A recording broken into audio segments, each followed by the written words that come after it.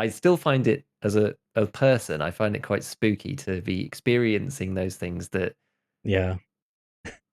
aren't real, even though that takes you down a whole nother philosophical path. I'm not even going to go there. Brain in a box with just a sensory input kind of thing. Let's not even go down that route. This is a deep Everything's an illusion. The podcast. Matrix. What?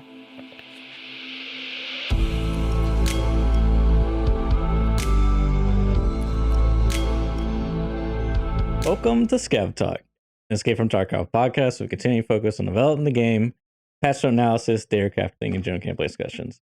My name is Church. I'm one of your hosts. I am a video editor for a Tarkov YouTuber named Airwing Marine. And I'm GigaBeef, a Tarkov YouTuber helping you guys get better at the game. And welcome back, everybody, to ScavTalk. Another week. Me and Church, as usual, back to your usual programming. How's your week been? How's it been going? Been going good. Tarkov played a little bit, and the networking issues I was having seem to be temporarily resolved. I suspect it's just a general networking issue with people because I've seen a lot more reports come in. In fact, when my buddies was getting as soon as he leaves the raid, he would get the authentication error closing the game in 30 seconds. So it's nice to know it was not just me. And yeah, it's just Tarkov currently, I suppose. But been playing a lot of Elden Ring, which I want to talk about a little bit. It's a very, very cool game. And yeah, how about your week, Giga? What you been getting into? Yeah, it's been as usual. I've been very, very busy, but I've been looking at a few. It's like a little bit slower on raids and stuff again. But I've been looking into a little bit more about some of the Recoil stuff. I looked at some of the specifics of things that we discussed last time, the practical elements of those. So I'll probably talk about that in a little bit as well. So I've had many people, and you've said as well yourself, like check out the scar properly and like give it a go and give it a try. And tons of other people on my various videos like make about the M4, and everyone's like, Giga, try the scar, come on, like you got to do it, man. I'm like, oh, I don't know why. I don't actually know why I've been dragging my heels so much, but I have finally got around to looking at it properly. I know that it's a good gun. Everyone has raved about it. So it almost seemed like one of those things where I was kind of like, everyone's talked about it. Everyone knows everything there is to know about it. So what's even the point of looking at it? But that said, I ended up looking at some interesting things I thought were useful and maybe hadn't been done in quite that way about the stats and that kind of stuff. So that solidified in my mind exactly how it feels, at least in game, why it ends up feeling good. So there's nothing really groundbreaking, but we can go through it in a little bit as to potentially some interesting takeaways from that. It's going to actually, I've made a proper video about it, so that you'll see it all in its full glory tomorrow, which was the one that we were talking about a little bit before about encoding problems. Is the one I had to redo 4 times. So I feel for Paul Veritas and his 3-hour video and his encoding issues, because my 8-minute video caused me enough problems, and that's nowhere near the same issue. Only taking 6 minutes or something to encode. But anyway, Tarkov itself, there is again not a great deal of news. We have a small patch this week, which for the most part seems to have reversed back the jump height change, whatever manifestation that was. Some people were saying it was strength, some people saying it was jump in particular, but whatever the exact cause, the ramification was that you couldn't get up certain ledges, certain items, places that you used to be able to get to before. And I heard anecdotally when I was reading around in a few places that people were saying that you couldn't jump over the generators in resort and things like that. So there were some unintended consequences. Yeah. I I did don't see know a if you saw clip. anything like that. Did you see the clip? The No, I guy just read it. Oh, so I saw a clip. He was jumping over the generator and it was like pushing him out, and then he just was like repeatedly jumping. Oh man, where did I felt like I shared that clip somewhere, but anyways, yeah, I've seen that, and I don't, yeah, like you said, I don't know what it was, if it's strength jumping what, but Exactly. It seems like a jumping thing, but I don't know why they included that in particular, because I always found jumping quite clumsy anyway. And we talked about this before, little lips and ledges, you go in customs and there's the wall and there's the broken piece, but you always have to jump over even though it's only 5 centimeters tall or something like that. So I'm quite glad that they returned that back I don't really see why that was there in the first place. So that's pretty good. And then the only other thing was something. It seems very very minor. It took me a few reads to actually understand what it was about. It was about the UI border change or something, which I realized I had actually seen when I'd been screenshotting stuff for various videos, that sometimes the background would bleed through, but it's such a minor change that it Hmm. hardly warrants discussion, in my opinion. But other than that, it's been pretty quiet in terms of the news. I think the one topic that I did want to bring up first and foremost, and actually we didn't speak about this before, was Veritas's audio video, which is, in my opinion, probably one of the bigger news events of the Tarkov week, because it's Yeah, such that's fair to a say. unique piece and is very special in terms of content. It's very different to everything else other people are making, because this stuff takes an incredible amount of time Hmm. to create. I don't know whether you got a chance to listen to the 3 hour magnum opus that it was. I listened to it, but I wouldn't say like, very attentively. It was on the side monitor while I was playing Elden Ring. There was parts that I would like, get to a safe spot and then like rewind and pay attention, but it is sort of Yeah. like half background, half listening to it. Fair So, enough. Fair enough. I listened to it fairly in depth, I would say. I had a mhm. long journey where I listened to an hour and a half of it, and then I watched the other hour and a half actually properly, which I think that helped a bit, because a lot of it was you just needed to listen to. But I mean, there's so much to talk about there. I think anybody who follows the podcast quite regularly will Mhm. have heard various elements of the video in one form or another in its infant Yeah. form from Veritas, Yeah. as he's kind of gone through his thought process, which is interesting to then see his final finished piece. There's It's nice to see the whole package as it all comes together in one place, rather than different conversations spread out across different weeks. So I think it's good. I think it's a very very good summary of the way that it's all been put together to try and explain it to everybody. The one thing, because there's so much to talk about there, but the one part that I found quite interesting was listening to some of the comparisons, which I agreed I hadn't seen that before. People turning on and off binaural audio and comparing different areas with problems, stairs, and other areas with strange occlusion and this kind of thing. And the one thing that sort of surprised me is how not how do I describe this? When I first was listening to the comparisons, it was how actually not that good Steam audio is, which sounds kind of weird, because I've always had Okay. Steam audio on. I've always had it on, and I wouldn't say, maybe it's just me. Maybe it's just me, but I wouldn't say that the audio has always been super incredible clear. Like, it's definitely better than having it off for me personally. I find with it off, I really can't tell at all what's going on. But with Steam Audio, I can. I at least have a chance. But I did the quiz on Veritas's Twitter, Yeah. and I got most of them wrong. I got about half, which I thought, "Ah, it's still really hard." And I think he covers this in the video, saying that so much of what we know in Tarkov is, it's not just you're hearing a random audio source in a void, which is what you're Right. doing when you're listening to the Right. video or you're doing the quiz that he put out or whatever, because you know where you are, you know what the map looks like, you know where the potential people are. You get the audio cues. It's not just one audio and then it's gone. It's you get the audio cue of someone walking and then they're moving and then they're coming towards you, or there were shots in a direction. So you have all of these other clues around you to figure out where Yep. stuff is. So in game it actually feels kind of okay. But I was really surprised as to how hard it was, even with the binaural audio settings, to actually figure it out. And that was then confirmed with the community poll results that he showed, Mhm. which, yeah, people got 50% right, but people only got 15% when they weren't using it. So originally I thought, okay, well, maybe that's just how it is, and maybe it's me. But then it turned out it was kind of the same for everybody. But then take it into context with all the other clues that we have, then it actually means that you can pretty well figure out where people are when you're actually playing. So maybe it was fine. But I found that kind of strange, because all along I was sort of under the impression that, yeah, it's pretty good. It's always been really good for me. And when I really struggled with the test, that kind of made me take a step back the other way. I was definitely like on the Steam Audio train until taking the test and thinking, man, either I'm really bad at this or it's not as good as I thought. Yeah.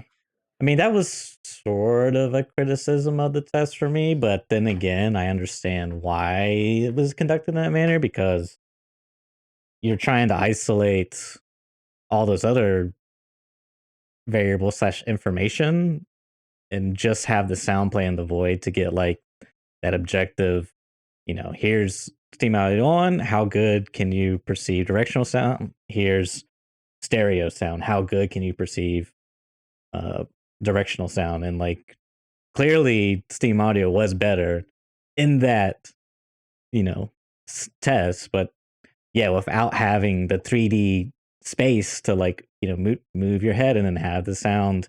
Because like you could hear a sound and then turn your head, and then you would like also the sound would move with your head turning. So it would like even enhance further your ability to Yeah. localize. So not having that was like a huge like disadvantage, you could say. But yeah, it was actually like, dude, the difference between um Steam Audio and not Steam Audio was like pretty clearly. I think you should be using Steam Audio, like just in general, but yeah. Yeah, exactly, exactly. And I think, yeah, we spoke about it before that there are some bugs, the blast of air and the loud scav Yeah. voices, which can be an advantage. Which he basically said exactly the same thing as to what we Yeah. said about that, which was interesting. That it can be an advantage. It's kind of annoying. The blast of air doesn't sound like anything else in Tarkov, so it doesn't really bother you. And other things you hear actual sounds, but from really far away. So kind of swings and roundabouts. Doesn't. I'm not really sure if that's then a good or a bad thing. But it was no, it was good overall. Anybody who hasn't listened to it, it's difficult to recommend a 3 hour video to anybody because you could watch two short movies in the same time. Yeah. But it's very good. And if you don't listen to the podcast and you haven't been following along with some of the conversations that Veritas has been having about Steam Audio or some of those discussions, then most of the material will be new. And that makes it even more compelling, I think, if you haven't been following along with that and you're interested in the audio and whether Steam Audio is good or not, or if you think Steam Audio is bad or whatever, then it's definitely worth listening to because there's a lot of other stuff in there. I mean, it's a huge video about audio, but it's also about mindset, the Tarkov community, the way that people perceive things, how people get led into different opinions by people at the top, and about how people come to conclusions on various topics without necessarily through no fault of their own, but people blaming things that aren't the real cause because it seems like something else.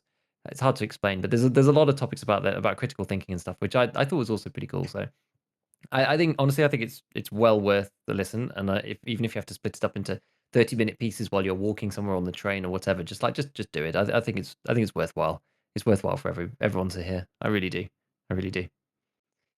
I think for me But yeah, that video was like more about like it wasn't really about Steam Audio. It was more about truth and like, you know, how, what tools do you use to come to get your evidence for the truth and things. It was more like a philosophical video in some ways, which um was fine, but I don't know, listening to the podcast so much, the one Veritas and Jesse does, it was sort of like, I don't want to say rehashing, but yeah, I guess for me it wasn't like as impactful as maybe I wanted to be or other people that it was, and that's probably just because I've heard a lot of these things talked about through the course of listening.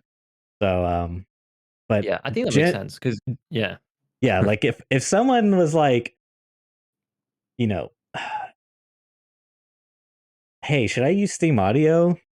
Yes, you should. And then they say, why should you? Go watch this 3 hour video. Maybe I won't do that. Maybe I'll try to give like a brief explanation of, and if they're still skeptical, fine, great. Go watch this video. I don't know. It's such a weird thing to say, like, because in some ways too, it's like I don't know. I don't want to get into some of these other things, but yeah, cool video. Cool video. yeah. So I thought that was good. I thought that was good. I have it on. I've had it on ever since the start. Do you have it Mhm. on now? Do you have Steam Audio on now? Yes. Did you have it? You didn't have it on before, did you? No. So I've had it on Interesting. since last week, I guess, like sometime last week, which Mhm. is like I haven't played that much. But yeah, my buddy was on Immercom and Interchange, the medical wing that you can unlock, and I was in Rasmussen, I think, and I heard a key for like a split second, and I looked at my second monitor in his stream, and he was unlocking the door. So I was like, dude, this is like really OP in some cases, and it's like as we were saying earlier, like in a void, if I just heard a key, that can mean like anything. But because I'm here and it's coming from this direction, and I know like the map, and I know there's like only like two keys, like there's freaking the medical wing upstairs near Tech Light, and then the Immercom medical unit. Like there's only so many possibilities. Like it just I can put all these things together and come to like a very like reasonable conclusion. And to have that extra information from a bug is kind of OP. But yeah. So I can't wait to keep testing it. I don't know. It's like I don't want to say testing it, just using it. Like it's been so long, like a year since I've used Steam Audio. So it's yeah, it's really good. Really good. That'll be interesting to see what you say then next week if you play some more raids or whatever and see how, because I think there is probably also a acclimatization period to it, because changing anything, even if it's better, you have to. It's like what's the description that I like to think about the landscape of improvement or Mhm. anything of that nature is like a mountain range, Yeah. and you get to the peak of your mountain, but it doesn't necessarily mean it's the peak everywhere, but you have to climb down your mountain to get up another one. Yeah, So yeah, you always yeah. have to go through the valley first before you get to a higher mountain. So even though you're at the peak of your little bit, there's a higher peak somewhere else, but you have to travel there. And So I'm interested to see what you say. that's the thing is like it's just pure laziness, honestly, for the longest time since the Ghost Footsteps was like rampant and I had it off. I was just like, I don't want to turn it back on because I don't want to go down the valley. Even though the peak is probably higher, I just don't want to go down. I was so lazy, dude. So, and I suspect the hardest thing for me is going to be learning the vertical, like the above Mhm. frequencies or EQ, and then the lower frequencies. Because, without Steam Audio, it's literally just a guess every time. Like, you don't know, Yeah. So, but with it, it will sound different, but I'm going to have to learn probably from dying. It's like, oh, he was actually on the floor, not above me. So, but that will come in time. So I look forward to that. Yeah. It is strange. That's similar to changing a keybind that you know is going to be good for you in the long term, Oh but you don't God, have muscle yeah. memory, and it's it's It's so it's so rough. tough. Yeah. But at least with this, you get a chance of figuring out where the audio is. It's so weird actually, because left and right is so obvious because there was actual speakers there, but with Mhm. the HRTF function, Yep. it is strange to experience sound from above and sound from below, even though you know that it's equal in both ears. It's just the way that the wave, like it's strange because you think, oh, I can feel it above, even though it's Yeah. not. Like it's Yeah. I find that slightly spooky personally, Mhm. even though I know it's just science and waves and whatever, but I still find it as a person, I find it quite spooky to be experiencing those things that Yeah. aren't real, even though that takes you down a whole nother philosophical path. I'm not even going to go there. Brain in a box with just a sensory input kind of thing. Let's not even go down that route. This is a deep Everything's an illusion. The podcast. Matrix. What? So Uh, yes, what's next then, Church? What's next? I just have some funny stories, I guess. So my buddy a little while ago, he was on the Punisher Part 6 quest where you gotta do SVD kills.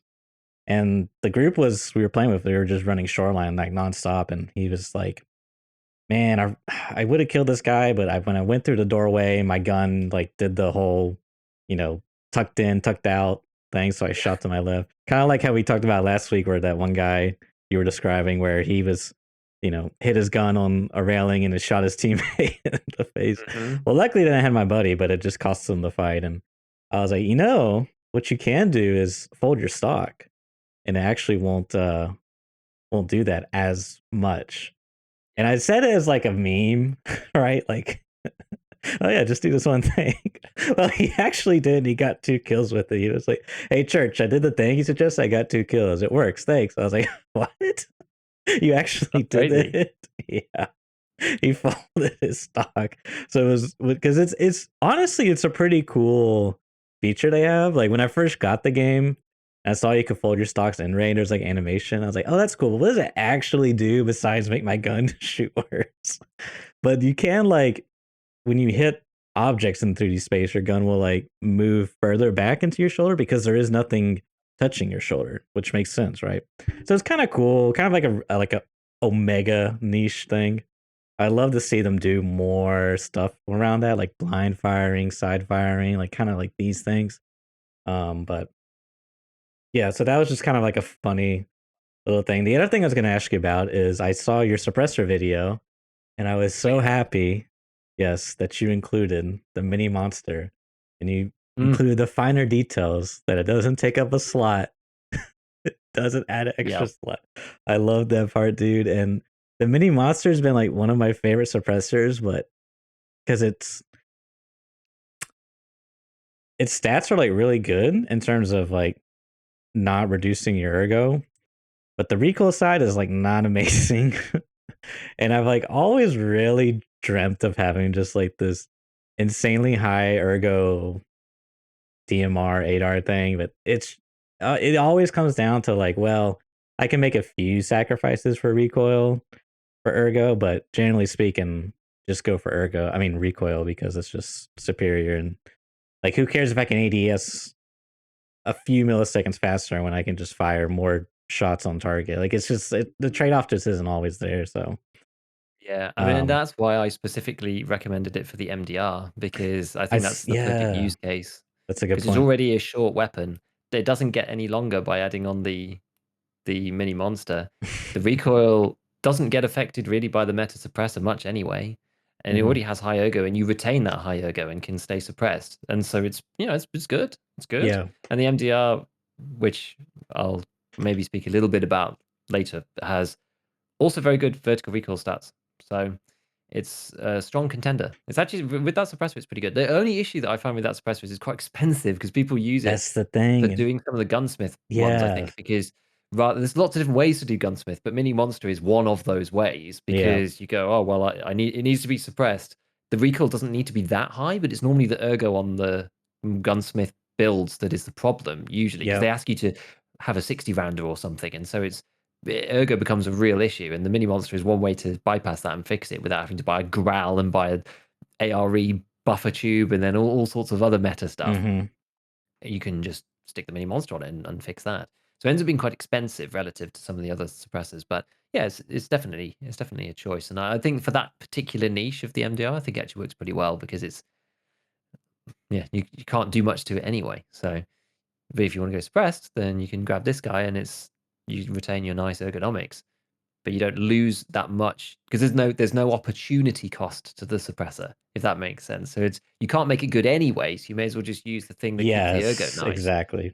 Because on other guns, as you're saying exactly, there's an opportunity cost to not using the other suppressors because it makes such a big difference because the base recoil is so high, but the base recoil is so low on the MDR, then it makes no difference at all. Which is yeah, it's pretty cool. It is pretty cool. What was I going to ask you about? Oh yes, I remember. I was going to ask you before we get too deep into the Tarkov how the Elden Ring has been, and jump into Oh that now man. because I've not played any Elden Ring at all. I don't even have the game. I haven't bought it. I've obviously seen a bit of the Twitter sphere talking about some of the stuff, but it looks like Dark Souls-y kind of game, and that's fine. And I probably would enjoy it. And that's really all I've gleaned from it so far. I don't really know anything about it, so I'm a complete layperson when it comes to Elden Ring. So how is it? Is it worth picking up? What do you think?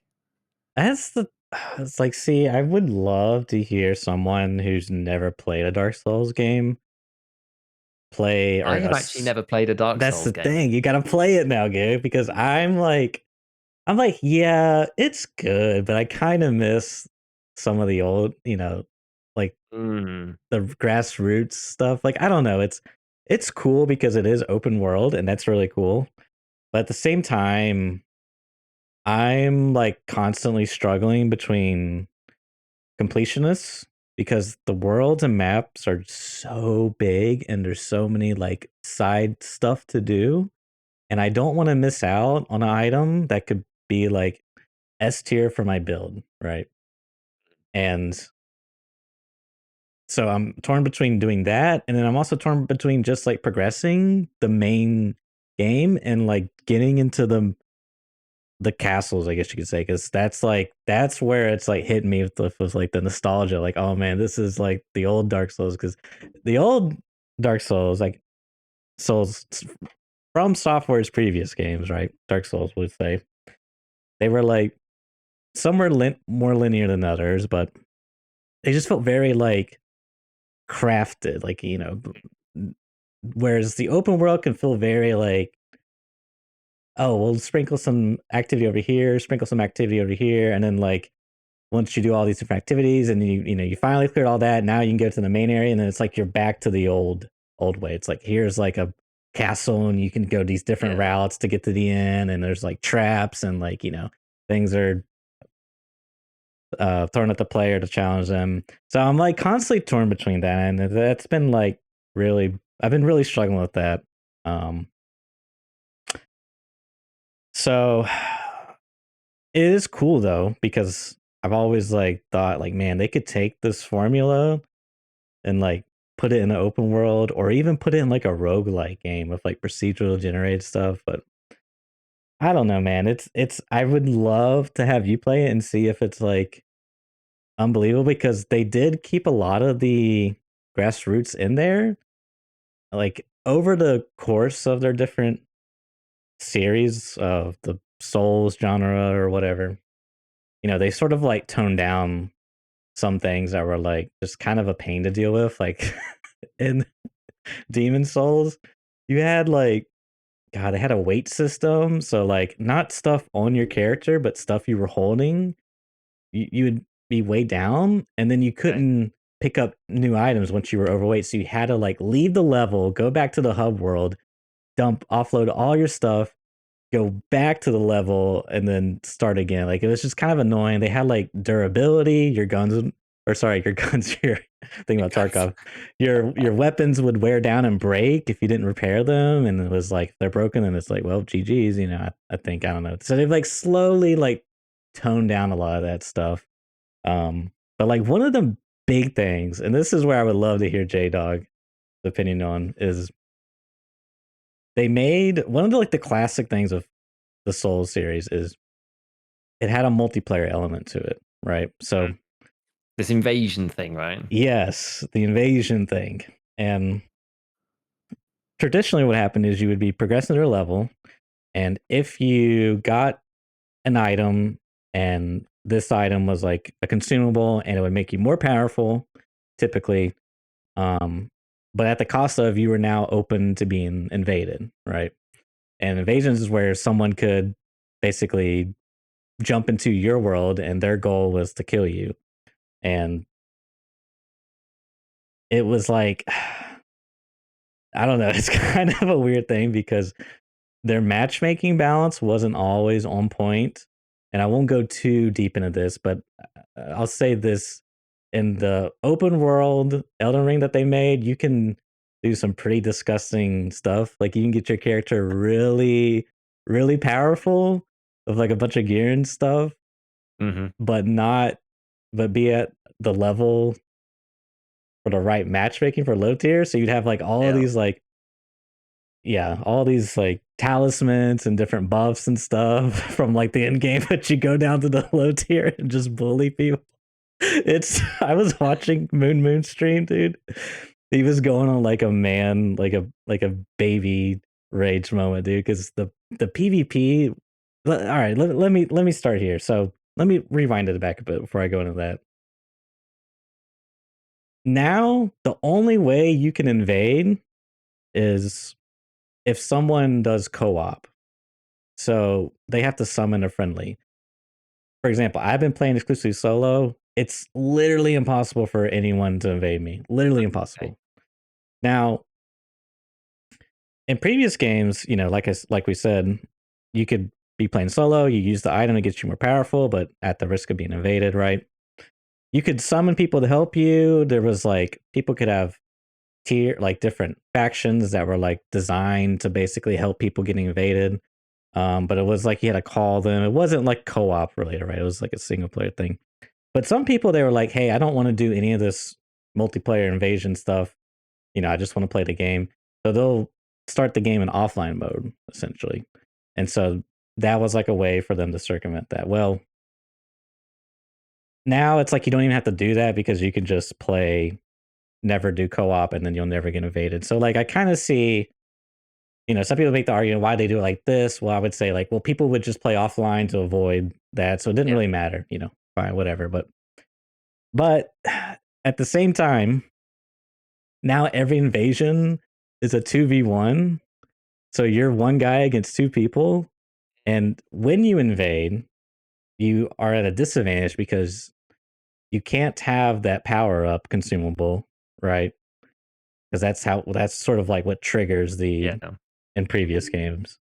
And in all the games, your flask, which you use to like heal yourself with, you have like a limited number of uses that gets replenished every time you hit a checkpoint.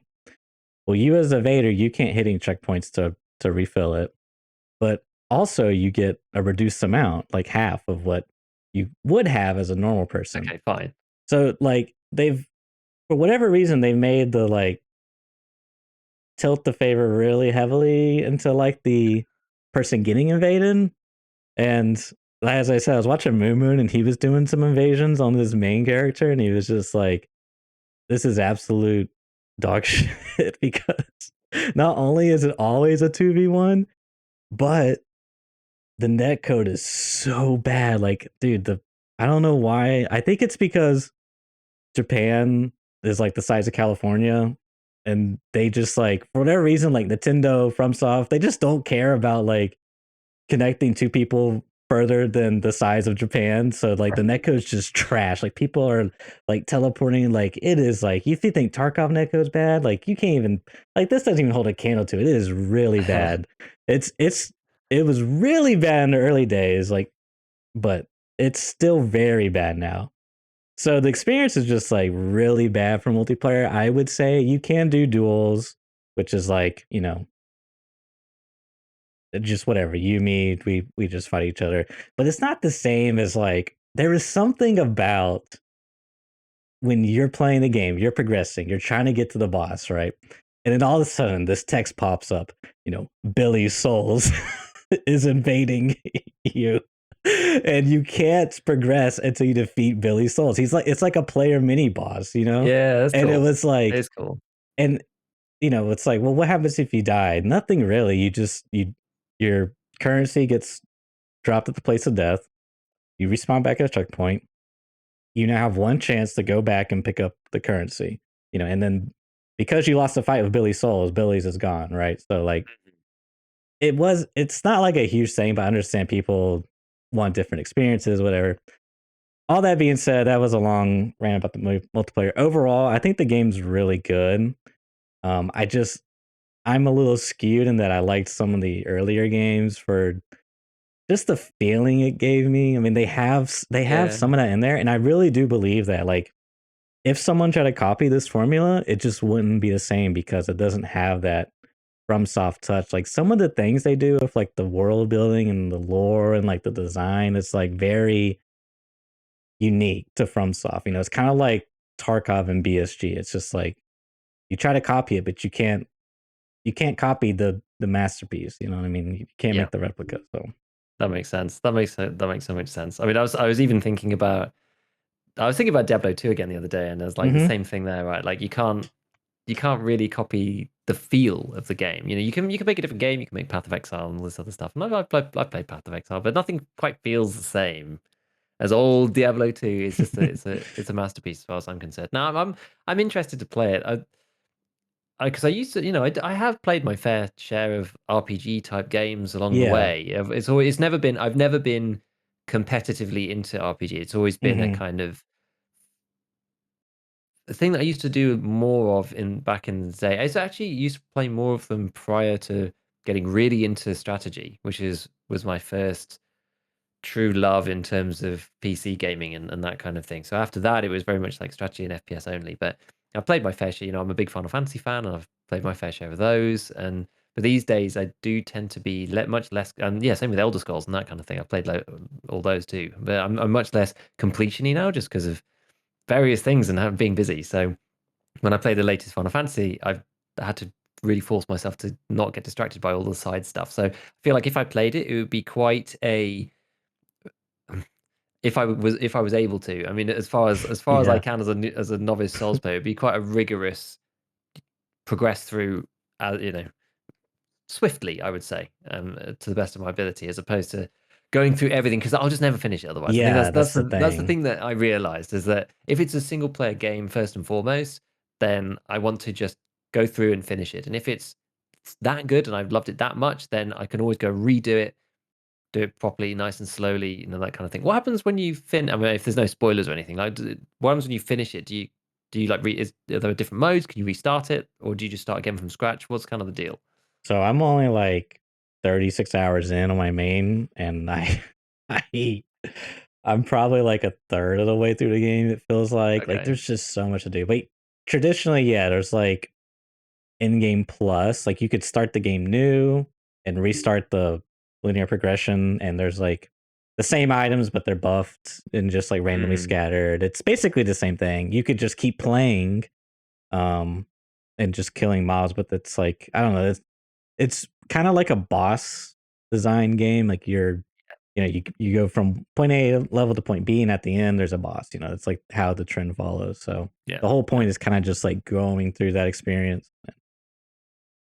Well, I might pick it up. I might pick it up. We'll see. We'll see. I'm intrigued. I've seen everybody under the sun talking about it, and it has, I would say, overwhelmingly positive feedback. This is one of those things where I don't ever really these days check critic websites or ratings reviews or really any of that, to be honest. I just slowly get filtered through on Twitter various opinions of things and just build up this Hmm. kind of mental map of how good a thing is.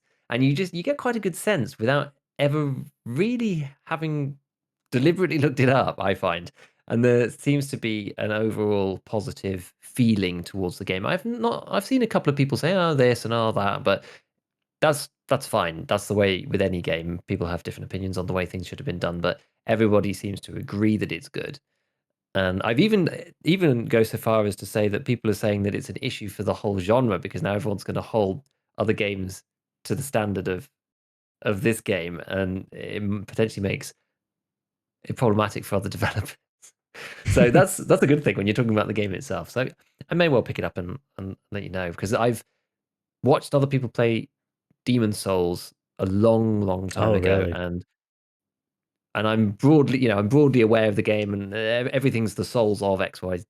Hmm. So it's impossible not to be at least vaguely familiar with the format. But Sure. I've never actually had my hands on the controls and played. So it would be interesting to see from a complete novice's perspective going into Elden Ring. I'm intrigued. I'm intrigued. I'm more intrigued now. I wasn't as intrigued before, but I'm more intrigued now. So interesting. If I do pick it up, I'll have to let you know. I'll have to let you know. So I guess that's it about Elden Ring. Yeah, I mean, I could go on, but I won't. Probably should veer back to EFT. Yeah, I mean, so I did want to talk about. Um, you put down here crosshair video from Rengar, Rengar. Rengar. I just, Yeah, man, my general English pronunciation is garbage. So anyone of like name of like patterns of letters that I don't see on a daily basis, I can't pronounce. I just can't. So yeah, I watched the video, and I remember someone talking about this and in a Discord call. But yeah, I thought we could maybe have a discussion about the general sphere of, excuse me, um hardware advantages, like purchasing hardware specifically for the an advantage in a video game, I guess you could say. Things yeah, like that he mentioned in the video was like your some monitors like mine, for example, comes with a on-screen crosshair that you can have, like, it'll just always be displayed, Yeah. or EQ tuning, which I've heard of in the past. I've never really gotten into. And things like macros on mouses. So this kind of stuff. So I guess to open up discussion, what were your thoughts on the video in general? I wasn't really sure what he was going to say because I Yeah, thought I don't really see how this is even possible. And he says at the beginning, obviously it'd be a bit silly to have a video just saying, well, lasers are the crosshair that you get in Tarkov automatically with the game. yeah, But most of the video, for those people who haven't seen Rengar's video about, I think, what was it specifically called? It says there's an inbuilt crosshair in EFT, something like that. something like that. And the whole premise of the video is that if you use, and I, honestly, I'd never seen this before. Didn't know people did this, or that this is even a consideration. That some people use the RK2 canted foregrip because is this really a widespread thing? I'm not sure. Maybe it is, and I've just missed it. I don't I know. will say I felt like the canted I could hip fire better. I didn't know why, right? Like I Mm, have a vivid memory of SA-50, like the juice cannon with the yeah, canted. It was just like, dude, it was felt because the gun was super long, and then something yeah. about yeah. So So the premise is that it's either the second or the third knuckle on your PMC's mhm. hand because the canted foregrip moves the hand out to the left hand side of the weapon. You can then trace up from one of the knuckles, and that gives you the center of where the gun is pointed. Because the point that he was making was that even if you have an inbuilt crosshair on your monitor, because Tarkov's ballistics, like we've talked about in other episodes, rely on the actual barrel's position, and there's a sway on the barrel around a central point. You can never know exactly where it is. So having a crosshair sometimes is actually misleading because the barrel isn't always pointed at the center of the screen. But the RK2, because it's connected to the gun, and because the hand that holds the RK2, the left hand, is also connected to the gun by virtue of being connected to the RK2, that moves in tandem with the barrel. And so if you trace up from the knuckle, that gives you the center of where the barrel is pointed in on the screen. And he showed quite a few examples of where it did seem to work and seemed pretty accurate actually. And I think with a little bit of practice, I've never really done this. I don't normally use that grip, to be honest with you. So Mhm. with a little bit of practice, I can imagine that that might make some kind of sense. And I suppose the idea is yes, a laser does work. I normally use a laser personally, and a visible one at that. That's usually what I do. But I think Mhm. this is if you really want to go min maxy or meta or top level about it, you have the RK2 that gives you a kind of pointer. Then you use one of the infrared lasers, which reduces the hip fire spread without giving away your position. And then you've got information about where your barrel is pointed without your opponent having information of where your barrel is pointed, which is the problem with the lasers. And I often do buy myself an NC Star Blue. It is arguably the worst one because it seems to spread as it goes further away and is visible because it's very blue. Whereas the red ones, and pretty much all the other ones that you have, I believe, stay really small as a little dot. They don't spread out like the NC Hmm. Star does. Because I think that one's supposed to be an airsoft cheap thing, and it's the cheapest one in the game Okay, anyway. I can see that. So I believe that's the case anyway. And I know that there's some weird bugs with lasers, like if you're in, I don't know if this is still the case actually, but I've definitely seen it before. If you're in, say, forklift room on factory and someone shines an NC Star blue on the outside, I think this works for any laser actually. You can see it through the metal wall. So and the same thing for doors. There's Oh, stuff like that. There's weird bugs with some lasers, or there used to be anyway. I haven't tested it recently, but there definitely used to be the case where if somebody was outside, you could still see it through the door because I imagine it's modeled as just a 2D thing, so you can see it on both sides. The bug still exists. Okay, so the chat's saying that bug still exists. So yeah, there's some issues. You have to be careful about where you're pointing. I always try to point my laser around doors and things if I'm yeah, moving yeah. from one side to the other.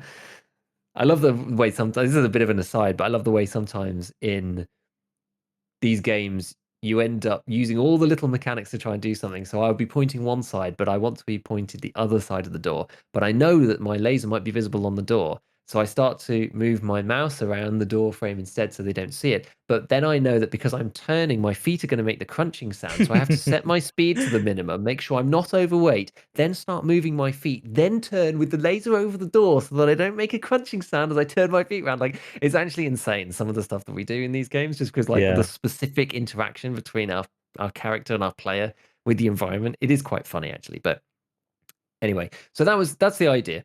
You have the RK2, you have your knuckle. Your knuckle tells you where the center is by tracing upwards. At least gives you a good visual reference in your periphery while you're firing. You can keep it in line. I actually found it a little bit difficult to keep that in mind. I did give it a little go, but because I wasn't that used to it, it would take a little bit of acclimatizing. I never normally use that grip, so I wasn't really used to it.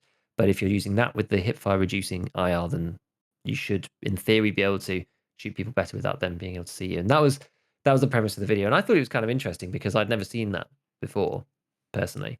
And he is right about crosshairs not working properly because of the barrel sway. So you could end up. It's okay if you're in a CQB, everybody's full autoing and everyone's got a drum and Sure. it's just sheer panic. That having a crosshair on screen is going to be better than nothing, and you do get better at point fire over time. I wouldn't say I'm amazing, but I've definitely got better through my Tarkov career.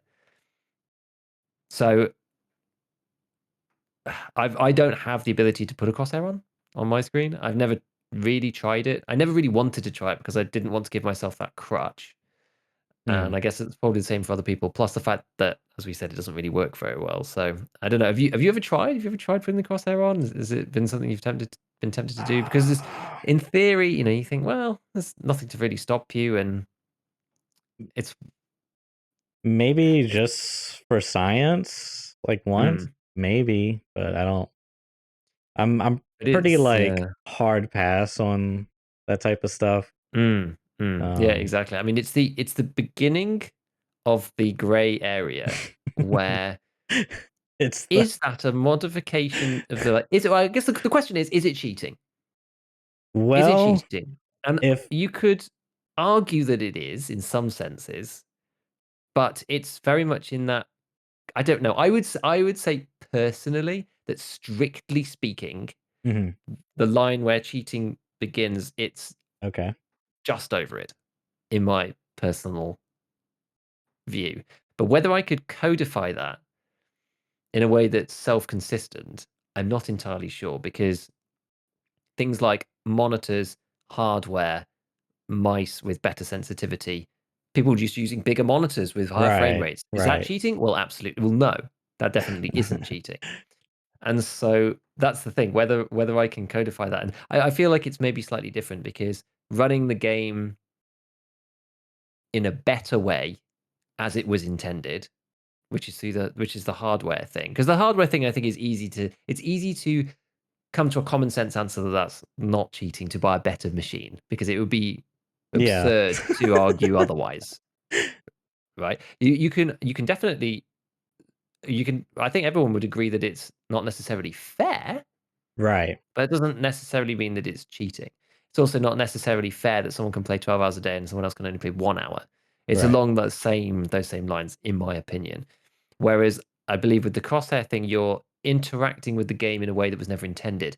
Mhm, Whether it's even possible to detect is a completely separate and right. different question. This is almost the discussion of whether something is legal or not. Well, whether it's enforceable Yes, or not is another separate right. issue.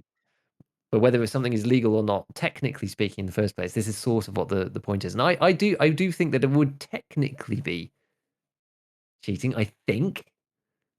I'm not 100% sure either. I think it probably is. I think it probably is in the strictest of senses, but is it completely undetectable, so no one would ever know if you were doing it. I don't know. What do you think?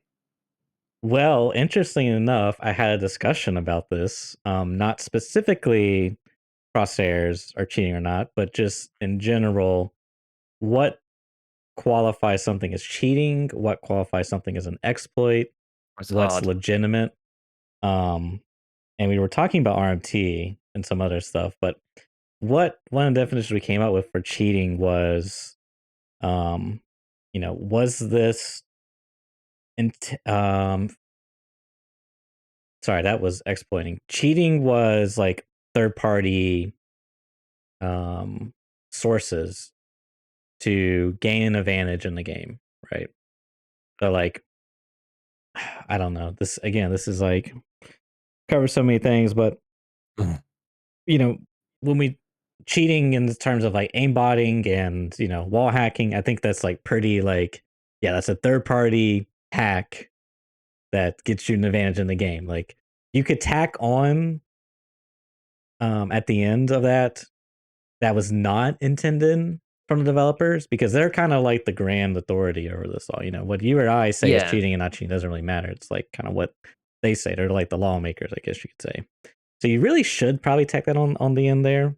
Um, so we'll go with that. You know, a third party source that gives you an advantage in the game. Whereas like exploiting or glitching is like an unintended thing that players within the game that players use to get an advantage that was not intended from the developers. You know, things like yeah, leaning into the bunker reserves to see through the map. Like, you know, it's technically not cheating because they're not using a third party source to do this, you know, magic. They're just using the game, but it's an oversight or a bug or exploit from the, you know, developer. So it's just something they have to correct essentially, right? So now when it comes to like the crosshairs things, it is a third party thing, right? yeah. And it does give an advantage. So Hmm. for me, it's cheating. But if BSG doesn't have a problem with it, then I mean, I may or may not still have a problem with it. But you know, whatever. You know, they're the final say on this type of stuff.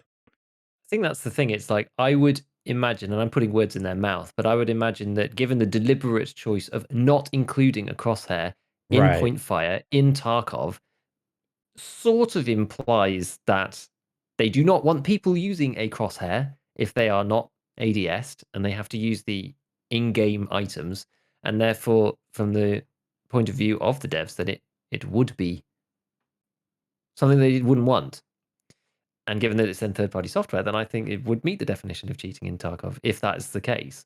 Personally, I do think so actually, but I think Yeah. that fits the definition then, because I was trying to wonder how a better monitor fits into that definition, because it's interesting to think of those cases that are clear Right. cut not cheating. It's a third party piece of equipment that if you, I mean, you could like okay, like you could take the argument in a Hmm. stupid way, right? You say, well, a third party piece of equipment that you can then I got a graphics card. turn up the or like turn up the color or the saturation or whatever to some stupid level that was never intended by the developers. Well, is that cheating? I mean, technically, according to the definition, yes. So it's a funny one. It's that gray area of what's third party. Yeah. You know, it depends because is a monitor third party? Well, no, because I think that's probably where that argument falls apart. Actually, I'm picking apart my own argument here, but I think that's where that argument falls apart because you could argue that the monitor itself isn't a piece of third party equipment because it was automatic. It No. was assumed to be used by the devs anyway. You're always going to be using one. But the software that the monitor company put in so they could slap a gaming label on there to get consumers to buy it because you can now have a third screen. This is the thing that I really don't like that companies do is they put in it's like it's not even required. It's like so far beyond it being necessary. Like obviously a monitor is necessary, but to have a crosshair, it's something they're doing to sell you one so you will buy their product, right? So then you can it's like you see what I mean? It's like, hey, Yeah, yeah, it's like, hey, we're you know, here's this cool gamer hack where you can have a third party crosshair, you know, it's like, oh, this isn't cheating. You know what I mean? Let me just Amazon this real quick. Like it's so like the lines are just like they're so close together and they're like just barely blurred too down the middle. yeah. I just feel like there's a difference in intention between changing things like the colors on the game to levels that the monitor Yes. supports versus a functional piece of software that changes the use of the game in some way. You know, is it being able to see stuff better or worse, different colors, having Sure. deeper, richer colors, whatever. That's it's graduations on existing functionality, whereas you're adding a new piece of functionality there. And I think somebody in chat said, "What if you drew a crosshair on the screen with a pen?" And I, you know, I've done that. I actually have done that as well. And Yeah. when I've done that before was playing CS, when all me and my friends used to play back in the day as a teenager was Scouts Knives Low Gravity, and there's no crosshair on the default position of the Right. scout in CS Source, and that was what we used to play. And I put the tiniest dot in the center Yep. just so I could figure it out because when you were on the ground and you stopped for a second, it was perfectly accurate, pretty Hmm. much. But and this is where I was talking before about the definition of yes, I would consider that cheating. Is it detectable in any way? And can anyone ever do anything No. about it? Of course not. So those things are two separate things. That you Mhm. can never get caught, but it is technically cheating. Yes, I think that's the thing. But yeah, it's just it's a yeah. It's a funny one.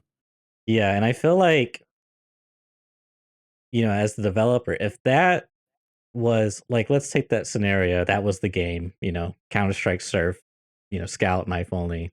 That was the game. And if the meta at the very, the meta gaming of the game itself was everyone had a dot on their screen, that became the norm. Well, the developer specifically designed the difficulty to not have like a clear indicator of where your thing was, right? So then it's like, as you said, they can't detect that. So what do? They have to like now dev around that. So now they have your gun sways, Yeah. randomly, and it's so weird. There's like some crazy relationship where it's like the developer is like, you know, the making the game, and then the player plays the game, and then the developer reacts to that, and they're both like gamifying each other. You know what I mean? It's like they're playing a game against each other. It's like, oh, I'm gonna do this. Yeah. It's like, no, we're gonna do this. No, I'm gonna do this, and it's just like back and forth. I love it. I love it. Yeah. The I mean, other it's thing the I was same with gonna so many say. things. No, go ahead. Go ahead. What were you gonna say? No, no, you go for it. You go for it. Go for it. Um, Fine. I think that when we're talking about like color, frames, things like this, if it wasn't explicitly in the game design to run at crap and look like crap. You know what I mean? Like we have these settings where you can lower your resolution, change your resolution, up your gamma, change the brightness. We got post effects now. Mm. If unless the intent of the developer was to have the game look and perform exactly at this thing on everyone's machines across the spectrum, which is just not going to happen. Unless that's the intent, then I don't think you can say like, buying a monitor that has like all these different, color settings you can play with, or buying a high refresh monitor is cheating, or buying a graphics card is cheating. I don't think you can like make those arguments, and I don't think any developer would. I'd be maybe there is like some ultra niche game that like, man, dude, talking about some of this stuff makes me just want to like make some really bad games with like some really weird design ideas, like making a game that like looks like crap and plays like crap, runs at like 15 FPS, and that's the game. And just to see like what, like just conduct an experiment, man. I just want to like see what happens. Stuff like No this matter your just system, it always runs at 15 FPS. yeah, it just looks like mud. Like I don't know, just to be in, like you couldn't change it, you couldn't make it any better. Like I don't know. That's the game, is playing the game through this crappy medium. Anyways. This is Church's vision. Don't change Church's New game. vision. We want to play the game Church wants to make. Yeah. Oh my god, the parallels. Uh so anyways, Yeah, I mean the other topic around that, I suppose, is you mentioned compression and yeah. audio a little bit, and there's been some decent chat about compression and audio and that stuff in the Tarkov land. Mostly One making his videos about compression, which I thought was quite interesting. And did we touch on this last time afterwards? I don't remember whether Afterwards, we yeah. spoke about this in particular because We did. we hadn't ever really talked about this before, and so I think after the last podcast we had a little chat about audio, and I revealed to Church that I've been using SoundBlock for ages, actually, and it was primarily it's nothing really to do with in-game Tarkov audio for me. It's more about limiting some of the crazy imbalances in sounds within EFT to stop us all getting tinnitus and going deaf by the time that we're 40. That was definitely, it was much more about health and hearing for me than anything else, because some of the sounds, and I think you've noticed this probably more when you're a content creator because you're editing clips and you can see that some of the decibels, sometimes these sounds, it's weird how sound works and the way that human hearing works, because sometimes you don't necessarily even notice that some of the sounds are really loud, even though they are. And some sounds are potentially more damaging than others just because they play over long periods of time, or gunshots or whatever. You're not really thinking about how loud the sound is because you're in the middle of a firefight. So you don't really notice. But afterwards, when you're reviewing footage, you think, damn, these guns are really loud. And I started using SoundBlock because I saw a post on Reddit about it. And complicated story, but I didn't want to use any of the other more complicated pieces of software like voice meter or any of those things because I didn't Yeah. want to screw up my audio setup. I actually might do now because there was like I was doing some other stuff as well that required me to like keep my audio settings exactly the same. So I didn't want to mess that up. So I used SoundLock just to fix EFT. So I might look into that actually and maybe try and tweak that because I don't know what I would like to do personally. I mean, this is going off on a bit of a tangent, but what I'd like to do is set my sound where I know that I'm going to be able to still be able to hear all of the stuff without and have it as low as possible because there's certain thresholds where you hear nothing and then this is like with the footsteps thing you hear nothing and then within a range of x meters you then suddenly hear people. Well, what is that volume and do I need my sound as loud as it is, which would then also mean that I maybe wouldn't even need sound lock anymore. I don't know. I quite like sound lock because it reduces the peak volumes. That's really all it does. It's technically, well, is it even a compressor? It's not even really a compressor. Sound lock isn't even a compressor. So all SoundLock does, you can actually see it working. If you open up your Windows software, all that happens is when something goes really loud, it just reduces the volume of everything and then brings it back up again. It's very, very basic. But for me, it seems to work quite well. So that's what I use it for, is just to try and minimize the peak volumes of some of those things. But yeah, if you want to go for an actual compressor, I think OnePeg did a load of work on it. The audio video that we talked about before with the Veritas, but right at the end, he basically said, turn your volume down. Don't bother about any of this stuff, is what he said.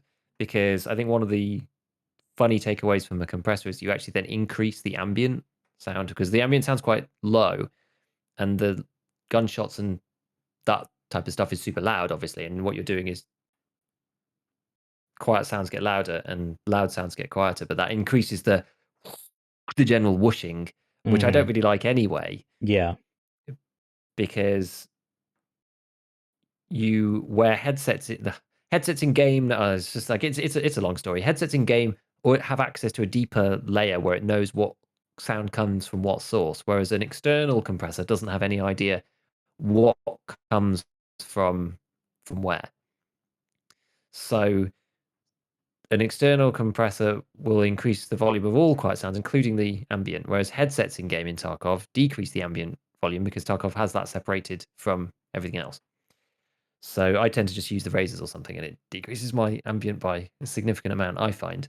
And I don't want to increase the ambient really, so I don't really see much use in a compressor. That's why I think a limiter is fine for me. So I thought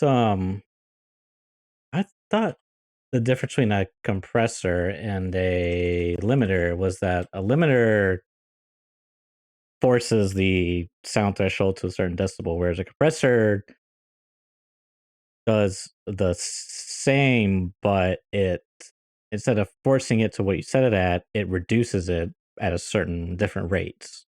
It doesn't actually boost anything. Am I wrong on that? Audio compressor. It should Because I didn't know it actually equalize. boosts. So it does equalize low It should and. equalize Huh. all sounds. Is that kind of the idea? So yeah, quieter sounds should go louder, and louder sounds should get quieter. What it does is it just decreases the overall range of the audio from what it is now to something tighter. Oh. Is sort of the idea. Wait. Whereas yeah, SoundLock doesn't work like that. SoundLock just changes the overall volume for everything. I'm gonna read this Google result I just found. Compression reduces the dynamic range of your recording by bringing down the level of the loudest parts, meaning the loud and quiet parts are now closer together in volume, and the natural volume variations are less obvious. So brings down the level of the loudest parts. It doesn't say. Oh, okay, wait. The audio compressor unit can then boost the overall level of this compressed signal. So the end result is that they're okay. So maybe there's an additional thing going. Interesting. I'll have to look into that more because if there's an actual difference between a compressor, like a software compressor, it's probably not. Yeah, I need to look into this because I wasn't aware of this. So that's interesting. Anyways, Yeah. jumping back. But I mean, there's clearly issues with both because if you use a compressor, then your ambient becomes very loud, Yeah, louder relatively. louder, If you right. use something like SoundLock, then when you fire, other things like footsteps and ambient, but footsteps in particular get quieter, along with however much it's scaled down your shots by. So you probably want some kind of, I don't know if this exists. I'm not an audio expert, but whether there's something that just So compresses the top end. I'm actually not sure if you could do that. Leave everything else the same and just compress the top end. Don't increase the volume at the bottom. I don't know if that exists. Maybe it does. someone in chat, and I'm verifying this, it appears it is a limiter and not a compressor sound lock. So yeah, I agree. So it shouldn't actually reduce the footsteps unless those footsteps are hitting that threshold that it's set at. Well, when I see if you look in the Windows audio, it Mhm. decreases the volume. I think sound lock is very natively Oh, sorry, you're saying not it native. just Very naive. I think it's very I see what naively you're doing saying. it I see what you're saying. because you see the overall level of the whole channel come down. So unless it's just visualizing it in a weird way, I always interpreted that as and footsteps are definitely quieter with sound log when you fire. Yeah, so what you're basically saying is taking the Windows sound and just sliding it That's what I down? think. Look, maybe I'm wrong. Like I'm not an expert. Yeah. Maybe Oh, I I'm could wrong. see But that that, I could see that. from everything that I've seen so far and the way that it seems to interact with Windows sound Mhm, mhm. and the settings in Windows sound, that seems to be by vaguely looking through it as it's been doing its thing, and from Yeah. the experience that I feel like I've had with it, it seems like it just reduces everything rather than just cutting off the high sounds. So A, maybe I'm wrong. B, maybe there's a different program that you can use to do that properly. I'm not using it, I don't think. So yeah. I was not a SoundLock user until OnePeg's video came along, and then I think I was playing a night raid with a G28, and the suppressor I was using had like this piercing, screeching, like whatever frequency it was hitting was just actually hurting my ears. Like, and I totally agree with everything you said. Like, you know, Tarkov's gunshots are loud and then they're like peak very, very often. But this one was actually like the first time I was like, man, this is like uncomfortably loud, like damaging my ears. So I used it, got it to an appropriate level, and like just man, it's been like one of the greatest things I have done. Like save your ears, guys. Absolutely use some. I would like highly recommend some type of limiter or limiting. I like that's the thing is like I don't want to lower my volume because I want to hear the faint footsteps, right? So I if you have know. something that can dynamically lower, that's like ideal. Now, would we say this is cheating? I'm of the opinion to say not, unless BSG wants users to have their ear bleeding and give them tinnitus, then yes, it's cheating. And I will be a cheater till the day I die if that's the case. Because I'm not getting tinnitus, dude. Not this Yeah, early. I don't know. I feel that the the game should be. I don't know. I feel that for the health concerns, I feel like the game should really be designed in such a way that it doesn't have such crazy differences. Yeah, I Because don't like that. we already know that Tarkov has really loud audio for guns compared to a lot of other games. I think Mhm. was one thing that you notice this mostly when you're playing with people who are new because everything they're scared to death, and that's uh, it's because everything sounds like it's right next to you when you first start playing this game. If you come from So any other game, loud. you come to EFT, every gunfight sounds like it's happening within 5 feet of you because everything is so loud, and people are used to playing other games where the gunshot audio is much more attenuated, I think, and so it becomes quite stark. Then people think it's everything's right there because it's so noisy, and so Yeah. I think that should be part of the game. But given that it's not part of the game, I feel that when you're adjusting the overall sound balance in that way, that's similar to frames, color on screen for the visuals, post effects, that kind of thing. That's how I interpret that Yeah. anyway. Yes, there aren't any controls within EFT to do it, but if you want to tinker with that externally, I feel like that's okay. I mean, technically, it's third-party programs, I suppose, Yeah. and they are actually program. It could be part of your headset, I guess, but it's not necessarily a default setting. It's one that's actually it is more. I would say it's further along the line than something in the monitor because all monitors have controls for changing the brightness and the contrast and the color balance and that kind of thing. Whereas not all headphones do, not all headsets do, and a lot of these programs require downloading and configuring before you can use them. very few people are going to be doing that with their monitors. I know that things like NVIDIA Reshade, which got banned previously, were effectively that. So I wonder if there's any parallels to be taken from that. I think that was because that was a specific set of users had access to reshading the game in ways that BSG didn't like, and that's why that got banned. Whereas changing your audio profile, I Yeah, don't I know. mean, it's I such don't. a it really Yeah, comes down to does BSG consider cheating or not, you know? Because like for example, I have done some really extensive um NVIDIA vibrancy control panel, like monitor brightness, monitor gamma, monitor contrast, monitor um saturation slash colorfulness. And I've like tinkered it with post FX to where night interchange, like in the garage, is like you can like everything's well defined. You can see very well, but moving from light source to shadow, the transition, because like a lot of the gradients between light and dark is like heavily diminished. It's like very obvious. There's like a very like clearly defined line. Like you know how you're loading into a raid and at the top it says loading into a raid and there's like a light and then it like gradients, you know, like slowly fades out into black the rest of your screen. Well, yeah, mine's like there's it's like crunched in a lot more. And so it's like it does, and everything's a lot darker and the other part's a lot brighter. Like I don't know how to like describe it well, but would the point is, would you consider that cheating? It's like because maybe they want interchange to look like you can't see anything half the time. But it's just like I don't know, man. It's like it's really up to BSG, and then how do they like enforce that? Can they even enforce it? It's a whole nother yeah. long. It's tricky. I mean, Yeah, the other one, which I don't think is borderline at all, because it's actually in the game, but there was a whole spate of people talking about doing night raids with black and white mode. You just turn all of the post yeah, effects to change everything into black and white, and it's so much easier on the eye than the green, and is yeah.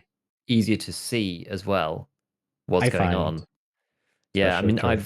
I've watched videos of other people do it. I don't really play at night ever, so Yeah, I haven't bothered with it, and I hate changing those settings yeah, personally. I hate changing them. So that's one reason why I don't really plan into change, and I don't play at night either because I don't want to be changing it over to black and white if other people are metagaming in black and white. I'm just not really interested, and I find that the night gameplay. I think I think I'm just burnt by Night Factory because that map becomes so campy when people are playing Insomnia Quest and are playing at night. I find it just much more entertaining in the day personally for the whole hmm game.